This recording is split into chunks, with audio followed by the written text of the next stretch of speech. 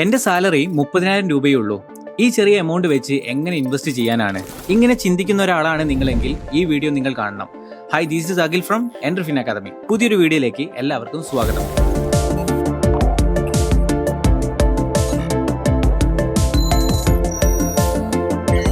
നിങ്ങളുടെ പ്രായം 27 വയസ്സാണെന്ന് വിചാരിക്കുക. കിട്ടുന്ന സാലറി 30,000 രൂപയും. നിങ്ങൾക്ക് 60 വയസ്സാകുമ്പോഴേക്കും, അതായത് റിട്ടയർമെന്റിന്റെ പ്രായമാകുമ്പോഴേക്കും 7.22 കോടി രൂപയുണ്ടാക്കാം. അതെങ്ങനെയെന്നല്ലേ? ആ ടാർഗറ്റിലേക്ക് എത്താൻ ഇനി പറയാൻ പോകുന്ന 2 റൂളുകൾ ഫോളോ ചെയ്താൽ മാത്രം മതി. ആദ്യത്തെ റൂൾ 50-30-20 റൂളാണ്.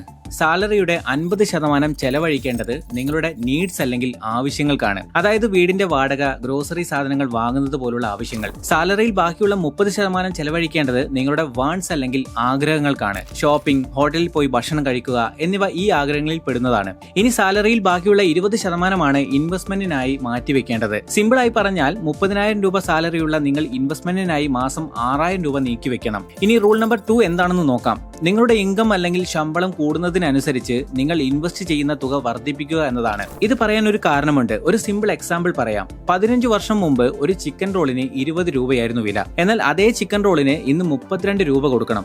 ഇൻഫ്ലേഷൻ അല്ലെങ്കിൽ പണപ്പെരുപ്പം കാരണമാണ് ഇവിടെ വില കൂടിയത്. അതേ ഇൻഫ്ലേഷൻ നിങ്ങൾ ഇൻവെസ്റ്റ് ചെയ്യുന്ന തുകയുടെ വാല്യൂ കുറയ്ക്കുന്നു.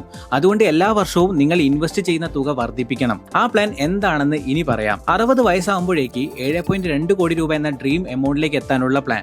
ആദ്യമായി ഒരു മ്യൂച്വൽ ഫണ്ട് SIP അഥവാ സിസ്റ്റമാറ്റിക് ഇൻവെസ്റ്റ്മെന്റ് പ്ലാൻ തുടങ്ങാം.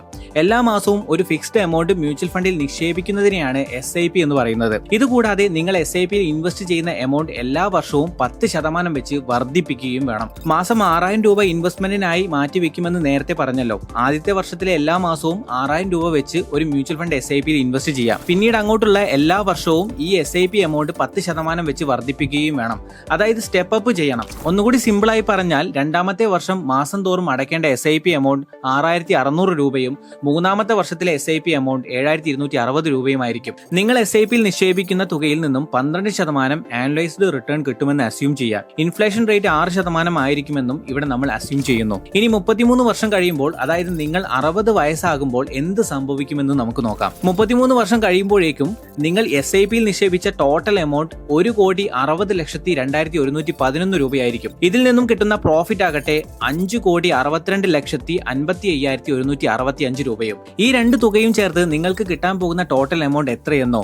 7,22,57,277 രൂപ. ഇൻഫ്ലേഷൻ കൂടി കണക്കിലെടുക്കുമ്പോൾ ഈ തുകയുടെ അന്നത്തെ യഥാർത്ഥ മൂല്യം, അതായത് റിയൽ വാല്യൂ, 1,05,63,18.43 രൂപയായിരിക്കും. ഇതിൽ നിന്ന് കിട്ടുന്ന പ്രോഫിറ്റ് ആകട്ടെ 5,62,55,165 രൂപയും. ഈ 2 തുകയും ചേർത്ത് നിങ്ങൾക്ക് കിട്ടാൻ പോകുന്ന ടോട്ടൽ എമൗണ്ട് എത്രയെന്നോ? 7,22,57,277 രൂപ. ഇൻഫ്ലേഷൻ കൂടി കണക്കിലെടുക്കുമ്പോൾ ഈ തുകയുടെ അന്നത്തെ യഥാർത്ഥ മൂല്യം, അതായത് റിയൽ വാല്യൂ, 1,05,63,18.43 രൂപയായിരിക്കും. റിട്ടയർ ചെയ്ത് കഴിഞ്ഞാൽ ഈ 1,05,63,18.43 രൂപ എവിടെയാണ് ഇൻവെസ്റ്റ് ചെയ്യേണ്ടതെന്നാണോ ആലോചിക്കുന്നത്? മ്യൂച്വൽ ഫണ്ടിൽ നിന്നും എല്ലാ മാസവും ഒരു ഫിക്സ്ഡ് എമൗണ്ട് വിഡ്രോ ചെയ്യാൻ കഴിയുന്ന ഒരു സ്കീമുണ്ട്. അതാണ് സിസ്റ്റമാറ്റിക് വിഡ്രോവൽ പ്ലാൻ അഥവാ SWP.